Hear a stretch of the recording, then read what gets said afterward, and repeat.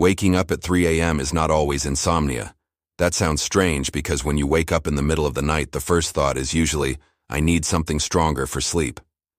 More valerian, more melatonin, a heavier night formula, something that knocks me out. But sometimes the problem is not that your body cannot sleep. Sometimes your body falls asleep, and then something wakes it up.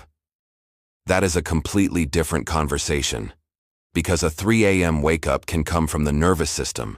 It can come from stress hormones. It can come from blood sugar. It can come from digestion. It can come from alcohol. It can come from hormones, pain, breathing, the bladder, or even medication. So if you only ask, what herb makes me sleepy? You may miss the real reason your body keeps waking up. The better question is, what is pulling me out of sleep? That one question changes everything. Here is the first pattern. You wake up, and within seconds, your mind is already working. Not gently, not slowly. It turns on like someone opened 20 tabs in your brain. You remember something from yesterday. You start planning tomorrow. You think about money, work, health, family, mistakes, conversations, everything. And now you are not just awake. You are inside the loop. This is the classic mind won't shut off pattern. And the mistake here is thinking you only need a stronger sedative. Maybe you do not need to be knocked out. Maybe your nervous system needs to learn how to come down. This is where lemon balm, passionflower, and skullcap become much more interesting. Lemon balm is beautiful when the sleep issue comes with nervous tension, mood sensitivity, digestive tightness, or that soft but constant inner restlessness.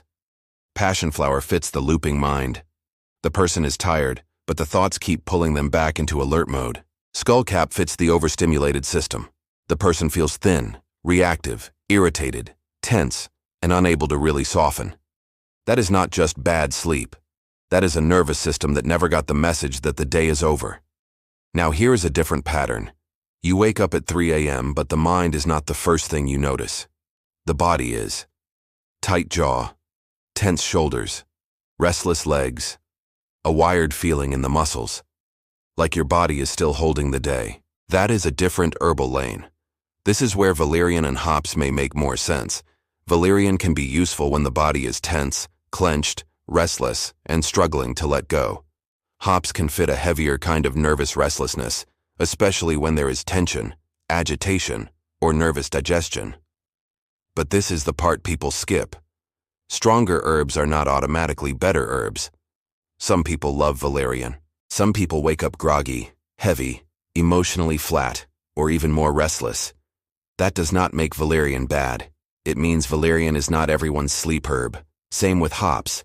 For the right person, it can help the body drop. For the wrong person, it can feel too heavy. So the real question is not, is valerian good for sleep? The real question is this the type of sleep problem valerian was made for? Now let's talk about the 3 a.m. pattern almost nobody explains clearly. You fall asleep fine. Then around 2, 3, or 4 a.m., you wake up alert. Maybe a little hot. Maybe a little anxious. Maybe hungry. Maybe with a racing feeling. Maybe after wine. Maybe after a late dinner. Maybe after a stressful day. Maybe after skipping meals and then eating something sweet at night. This may not be a sleep herb problem first. It may be a rhythm problem. Your body may be reacting to unstable blood sugar, alcohol metabolism, late food, caffeine timing, stress hormones, or a day that kept your system in survival mode. And this is where people waste a lot of time. They keep asking the bedtime herb to clean up the whole day. But a herb taken at 10 p.m. cannot always fix caffeine at 4 p.m., wine at night, a heavy meal too late, no real wind down, and a nervous system that has been running at full speed since morning. That is not a supplement failure. That is a pattern mismatch. For this person, the sleep protocol may start before bedtime. Caffeine cut off earlier, dinner a little lighter, protein and fiber more stable during the day, less alcohol as a relaxation tool, a real wind-down window, lower light, less stimulation, and then the herbs finally have something to work with, because the goal is not to force sleep, the goal is to make the body feel safe enough to stay asleep. Now Reishi fits a different part of this picture. Reishi is not my favorite way to describe a knockout sleep remedy. That is too simple.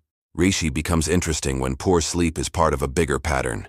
Stress load, poor recovery, inflammation, immune reactivity, allergies, overwork, or that feeling that your body never fully resets. So if valerian is more like, help me drop tonight, reishi is more like, help me become a better sleeper over time. Not because it magically turns the brain off, because it supports the terrain that sleep depends on. That is why reishi may fit someone who is not only sleepless, but depleted, stressed, reactive, inflamed, and not recovering well. It is not just a night herb, it is a recovery herb. And that distinction matters. So let's make the whole map simple. If you wake up and your mind starts looping, think passionflower and lemon balm. If your nervous system feels irritated, thin, overstimulated, and reactive, think skullcap. If your body is tense, restless, clenched, and cannot let go, valerian or hops may fit better. If poor sleep comes with stress load, inflammation, immune reactivity, and poor recovery, reishi may belong in the deeper plan. And if digestion is part of the night story, bloating, reflux, heaviness, late eating, or nervous stomach, do not ignore that. Your gut can absolutely become part of the wake-up signal.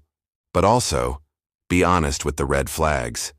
If you wake up gasping, with chest pain, strong palpitations, night sweats, panic, frequent urination, severe reflux, or this is happening with pregnancy, diabetes, thyroid issues, menopause, depression, sleep apnea, or medication use, do not build a giant sleep stack from the internet. Get proper guidance. Natural does not mean automatic, and sleep herb does not mean right herb for you. So tonight, if you wake up at 3 a.m., do not only ask, how do I fall back asleep? Ask this, what woke me up? Was it my mind, my muscles, my blood sugar, my digestion, my hormones, my breathing, my bladder, my stress from the day? Because the hour may be the same, but the reason can be completely different. And once you know the reason, the herbal strategy becomes much smarter. You stop chasing stronger sedation. You start calming the right signal. That is the difference between forcing sleep and rebuilding sleep. If you want more herbal tips, herbal remedies, and natural ways to support your health, subscribe and stay tuned. The Herbalist.